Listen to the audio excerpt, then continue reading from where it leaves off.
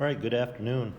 Obviously, I'm not in class today, so I thought I would get you guys started on section 4.2 today. Tomorrow, we'll go over questions on section 4.1 and turn that assignment in. That'll be the first assignment for quarter number 2. And then we'll also finish up the rest of section 2. There won't be too much more going on tomorrow. So we're going to do the majority of it today. And you're supposed to have brought your Chromebook and earphones, so I hope that's the case. And then feel free to pause this video at any point to make sure you can get anything down into your notebook that you would like. All right, so pause the video, take notes, start it up again, and go through all of the information. Okay, so again, getting started on section 4.2, we're going to begin with the definition. The definition is for what are called congruent shapes. Very simple definition. Congruent shapes are just simply exactly the same size. Now, in parentheses, I'm just going to be a little more clear. All sides are the same length,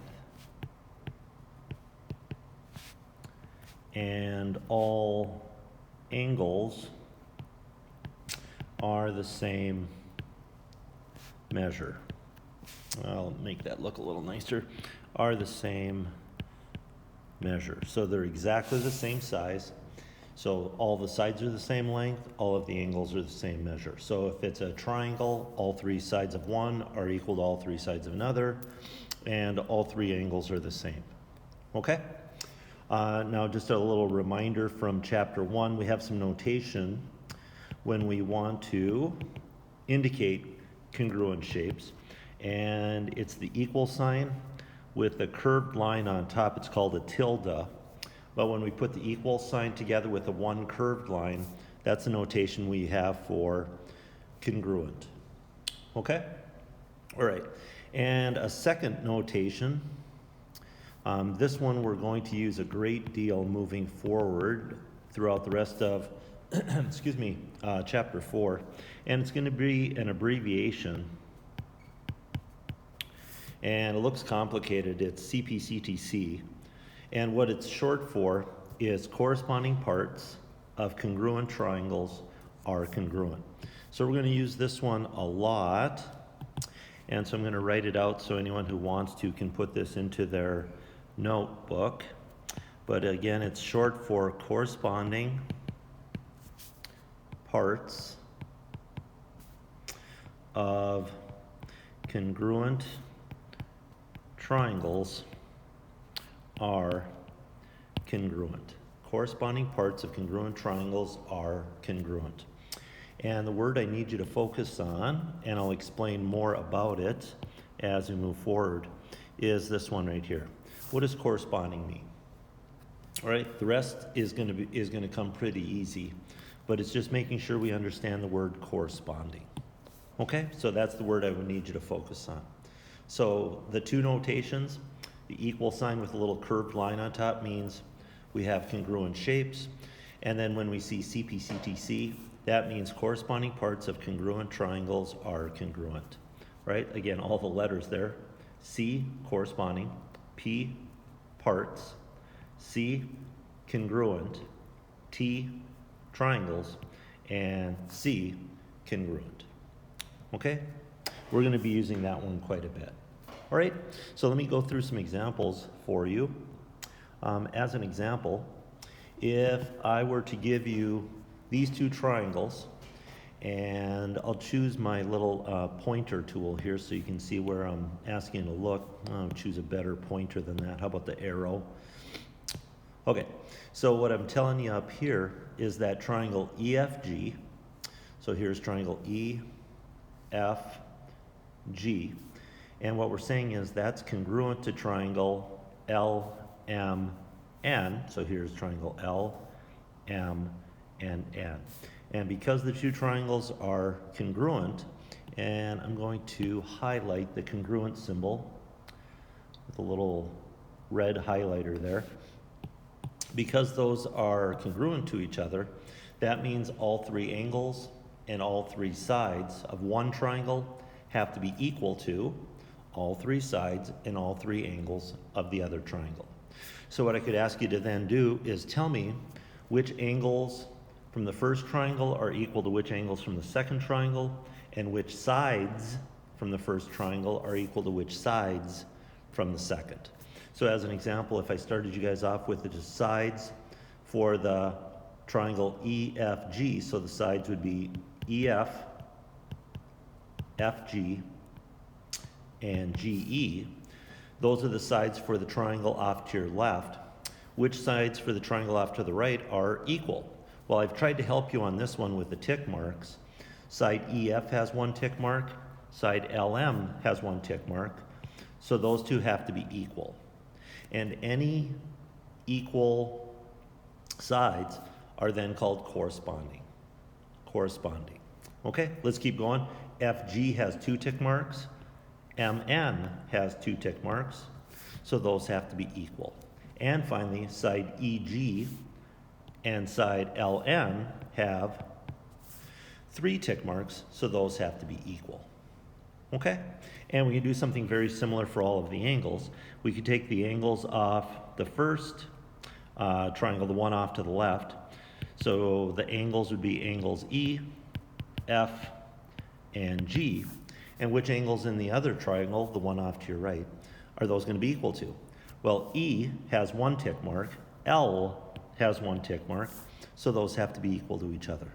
F is a 90-degree angle. Notice the box in the little corner there. M is a 90-degree angle, so those two folks have to be equal to each other.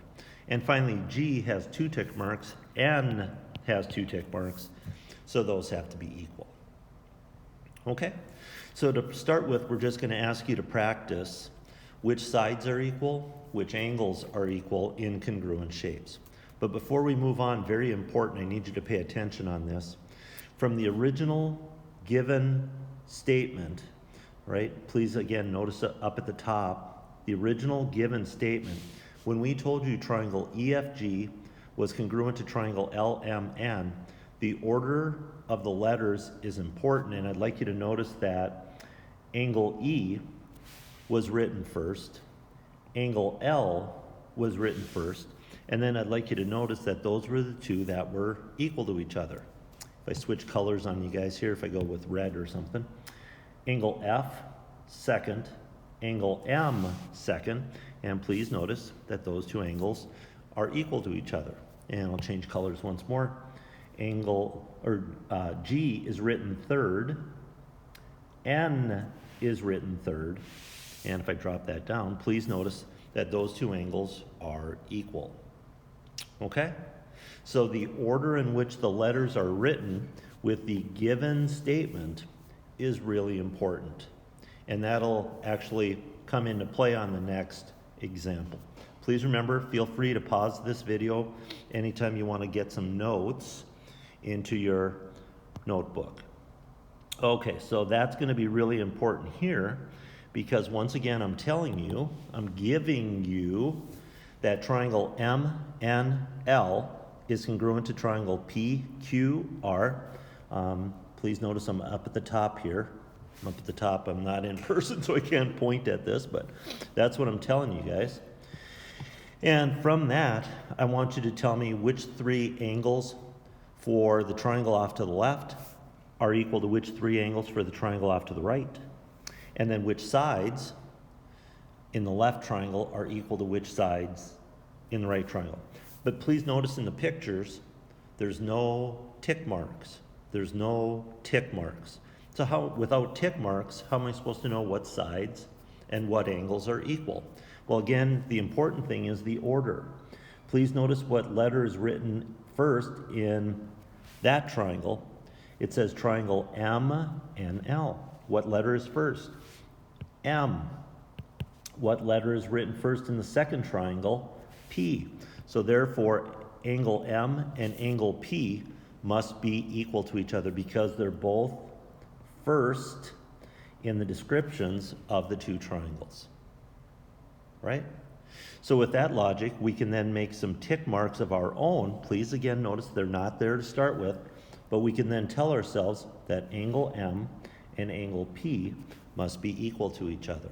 So we could put a tick mark on each of those. Then notice which angle is second, N, and which angle is second over here, Q. So that tells us that N and Q are equal to each other. And once again, if we wanted to, we could put a couple of tick marks on those two angles, just reminding us which ones are equal. And finally, the third letters, I'll go up above here. The third letter in the first triangle is L, and the third letter in the second triangle is R. Therefore, L and R have to be equal to each other. So here with tick marks, L and R have to be equal to each other. Okay? So just from the description of the congruent shapes, we can make a determination as to which angles are equal, right? And in fact, you could do that without a picture at all. You could do that without a picture at all. Now, a little bit tougher are going to be the sides. So to get us going here, I'm going to write down the three sides for the triangle off to the left. So I'm going to write down side LM, side MN, and side NL. So I'm just writing down the three sides for the triangle off to the left, any old order you want. Now, how in the world am I supposed to know which sides from the triangle to the right are equal? Well, what we're going to do is we're going to look for what are called corresponding sides. All right, and here's how you make that determination. Let me choose my little arrow tool here. Okay, the first side I wrote down is side LM. Okay, so I go up to this picture, I look for where side LM is. Okay, I'm trying to point at it with the red arrow, if you can see that on your screen. This is side LM. And what I need you to notice is that that is directly across, that side is directly across from angle N. How many tick marks does N have? 2. So what we do is we go to the other triangle and we go across from the angle that has 2 tick marks. And the side that we bump into is called the corresponding side, meaning it's the side that's going to be equal to LM. And you can see that red arrow I've drawn, that means it's going to be side PR. So LM and PR are called corresponding. They're across from equal angles. And then you just continue the process. On the next one, I'm going to use my arrow. The next side I wrote down was MN. MN is this side of the triangle to the left. And please notice that that's across from the angle with 3 tick marks. So what we do is we go to the other picture and look across from 3 tick marks. And what side do we bump into when we go across from 3 tick marks? The side we're looking at is PQ. All right? And finally, NL, again choosing my little arrow tool here, NL is the bottom side of this triangle off to the left. And what I need you to notice, I'll choose blue, is that that side is then opposite the angle with 1 tick mark. So if you go over to the other triangle and look across from 1 tick mark, the side we bump into is QR. Okay, so therefore we can tell which sides are corresponding to which. All right, we're looking across from equal angles. We're looking across from equal angles. Okay, again, feel free to pause the video to get any of this info down into your notebook. Okay, I'm going to keep moving along because I know, again, you can pause your video anytime you need to. All right, so the next one, instead of triangles, these are going to now be quadrilaterals, 4-sided shapes. But again, I'm going to give you some given information at the top. I'll choose my highlighter. So up at the top, you can see I'm highlighting the given. And what it says up there is quadrilateral ABCD is congruent to quadrilateral EFGH. So the two shapes are congruent. Congruent, meaning same sides, same angles. Okay? So what I'd like you guys to do again is practice telling me which angles in the quadrilateral to the left are equal to which angles in the quadrilateral to the right. Okay? And again, no tick marks. Please notice, no tick marks in the pictures to start. But from the given statement, we're going to know, since A is written first and E is written first, we're going to know then that angle A and angle E are equal, right? Second letters, B is second and F is second, so angle B and angle F have to be equal. And just continuing the process, C is third, G is third, so angle C and G have to be equal. And finally, the fourths, D is fourth, H is fourth, so angle D and angle H have to be equal. And once again, if it's helpful, put some tick marks in. Put a single tick mark on A and E, 2 tick marks on B and F, 3 tick marks on C and G, and 4 tick marks, gets to be quite a few, but on D and H.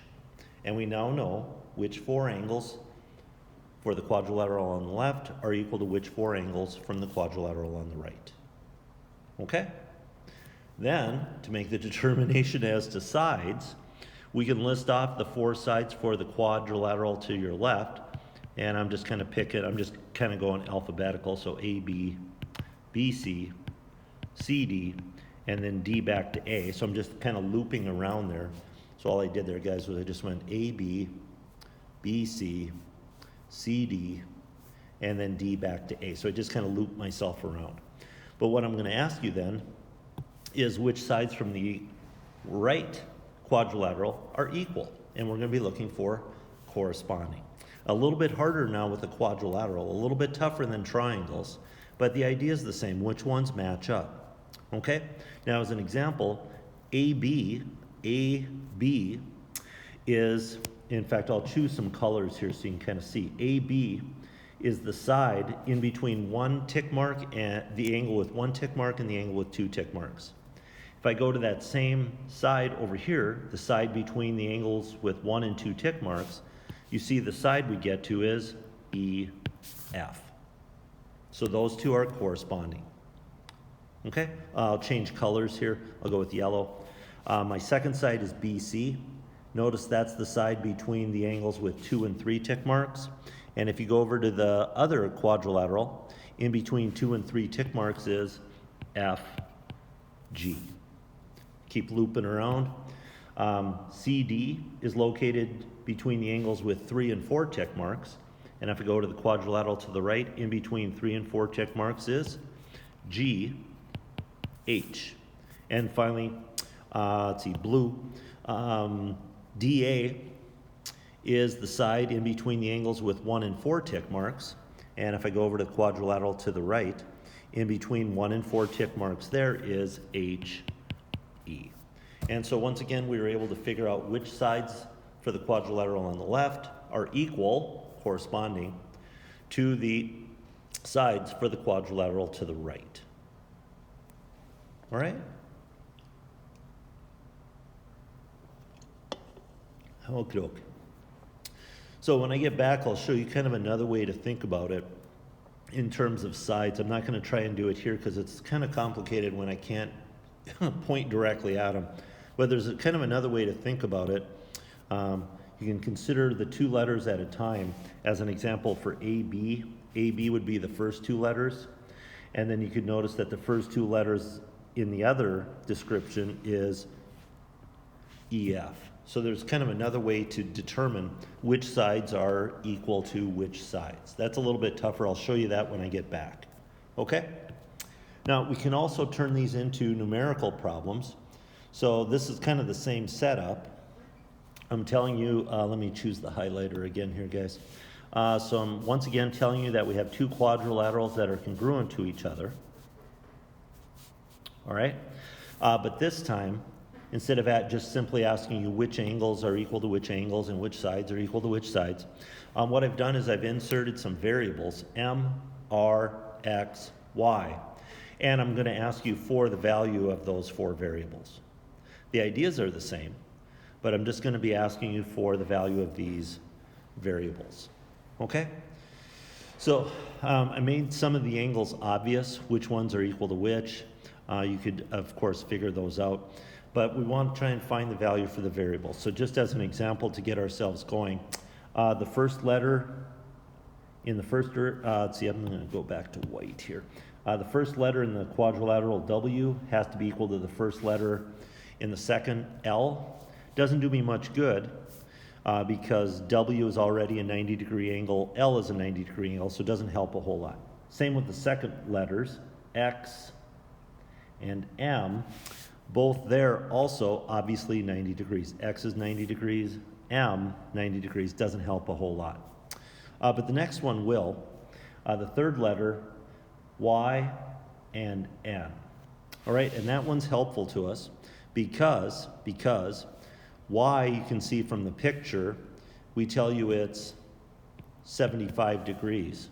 And N from the picture is 2Y plus 15 degrees. So that creates an equation with just one variable, which means, of course, you guys can solve it. So we can move plus 15 to the other side by subtraction and divide both sides by 2. So the value for y then must be 30 degrees. Right? And finally, excuse me, the fourth letter, back up to the description, the given, the fourth letter, Z, and the fourth letter, O. So angles Z and O have to be equal to each other. But from the pictures, you can see that Z is described as 4x plus 5, and O is described as 105. Once again, an equation with just one variable, you guys can solve. Move plus 5 to the other side by subtraction, and divide both sides by a 4, so x is equal to 25. Okay, doing okay? Kind of getting the hang of that? All right, and then for the other 2 variables, M and R, I just need to shrink my screen slightly so I have a little bit of room to work. That should do it. And then what I need you to notice is, let's see, which one's first, I guess. M is first. And M, if I choose my highlighter here, M is located on this piece right here, right? It's the side in between angles Z and Y. And if you guys would check out the letters, you'd see that the corresponding side in the other quadrilateral is 12. So what we're going to be able to say then is that 3m minus 6 is equal to 12. Again, giving us an easy equation to solve. Move minus 6 to the other side by addition, and divide both sides by 3, so m is equal to 6. And then finally, the last variable I asked you to find is r, and again, you'll just have to find the corresponding sides. I'm going to choose my highlighter, maybe I'll choose green this time. So you can see that there's an r located between angles W and Z, and then the corresponding side, if you guys will take a close look at that, would be the 8. So once again, what we're going to be able to say then is that 2r minus 4 has then got to be equal to 8. The corresponding sides have to be equal. Again, easy equation to solve. Move minus 4 to the other side by addition, and divide both sides by a 2. So, r is equal to 6. And you've got all the missing pieces. M, R, X, and Y. Okay? So, that's a good numerical problem, and you guys know me pretty well by now. Those are going to be the kind that I put on your tests. So make sure you get that last one. Okay? All right, and then we're going to finish off with the theorem. All right, we're going to finish off with the theorem. So here's the theorem. It's called the third angles theorem. Third angles theorem. And then in parentheses, I gave you kind of another way to think about it, or kind of a shortcut for how we can remember this one. We can also remember it using the abbreviation AA, and then this weird arrow, and then AAA. And before I go any further, this equal sign that has a little arrow on the end is the symbol that we use in advanced math for the word implies. So we'd read this out loud as AA implies AAA. And I'll get this out of the way so you can see the whole theorem. It goes like this: if two angles of one triangle equal two angles of a second triangle, then the third angles are equal. If two angles of one triangle equal two angles of a second triangle, then the third angles are equal. Again, feel free to pause the video so you can get that theorem into your notebook. And then I'm just going to finish off today. I'm going to run through the proof of that theorem. All right? And so I've given you two triangles, purposely drew them so they're not exactly the same size. So don't think they have to be congruent. All right? And then what I'm giving you is that angle A equals angle D, angle B equals angle E, and then what we're supposed to prove is that angle C is equal to angle F. All right? So let's finish with a two-column proof today. Like always, we'll start with the given information. Angle A equals angle D, given. Angle B is equal to angle E, given. And now if I put some tick marks on your pictures just to help you out. So A and D are equal. B and E are equal. So you can see what's given to us is two angles of one triangle equal two angles of the other triangle. And now what we're trying to prove is that the third angles, C and F, are equal to each other. So how do we get that done?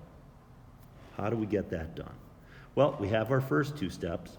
Now to get to the proof C equals F, what we need to do is we need to say that, let me switch back to white. We need to say that angle A plus angle B plus angle C add up to 180 degrees. The three interior angles of this littler triangle add up to 180 degrees. Why? Triangle sum theorem. So we proved that last week, and since we proved it last week, we get to use it this week, right? It's something we've already proven. Now, if that's true for the smaller triangle to the left, it's also going to be true for the larger triangle to the right. So we can also say that angle D plus angle E plus angle F add up to 180 degrees. For exactly the same reason, the triangle sum theorem. All right? Now we've got two things that are each equal to the same thing. We have angles A plus B plus C equals 180 degrees. And we have angles D plus angle E plus angle F adding up to 180 degrees. We have two different things that are equal to the same thing. Therefore, they have to be equal to each other. So we can then say that angle A plus angle B plus angle C is equal to angle D plus angle E plus angle F. And we could either use substitution or transitive property. In this case, it's up to you which one you want to choose. We have two things that are each equal to 180 degrees. Therefore, they have to be equal to each other. Okay? We're almost there. We're almost there. Now what I'm going to do is I'm going to leave the angle A alone. I'm going to leave the angle B alone. I'm going to leave the angle C alone. But I'm going to replace angle D with what it's equal to. So I'm going to replace angle D with what it's equal to. And what's D equal to? From the very first statement, angle D is equal to angle A. So I'm going to replace angle D with what it's equal to. Then I'm going to replace angle E with what it's equal to. So I want to replace this angle E with what it's equal to. And if you back up to the second statement, you can say angle E is equal to angle B. So I can replace angle E with angle B. And when I replace something with what it's equal to, that is called a substitution. And I just need to move the screen up because we're almost done. I'm just going to shrink that down so you can still see the picture. We really just need one more step. And the last step is, we now have an equation with an angle A on both sides. So what I'm going to do is I'm going to subtract that away from both sides. I also have an equation with an angle B on both sides. So I'm going to subtract that away from both sides. So when I subtract angle A from both sides, the angle A's cancel on both the left and on the right. And when I subtract angle B, they cancel on both the left and the right. So the only thing I'm left with then is angle C is equal to angle F. And of course, that's what I was trying to prove, so we know we're done. And the last thing I did was subtract, so the reason is subtraction property. And like usual, we know we're done when our last statement here matches up with what we were trying to prove. And if I choose a different color here and go back up to the pictures, again, what we're proving is that the third angles, if we know two angles of one equal two angles of another, then the third angles are equal. Okay? And that's where we're going to call it a day. So I'm not sure how quickly you got this video started, but that's just a titch over a half hour. So you should have about 15 to 20 minutes then to get started on the assignment. All right, shouldn't have any issues. You should be able to get started on the assignment. I'm just going to do some more examples for you tomorrow when I get back. Okay, so hope you're having a good day, and we'll see you tomorrow.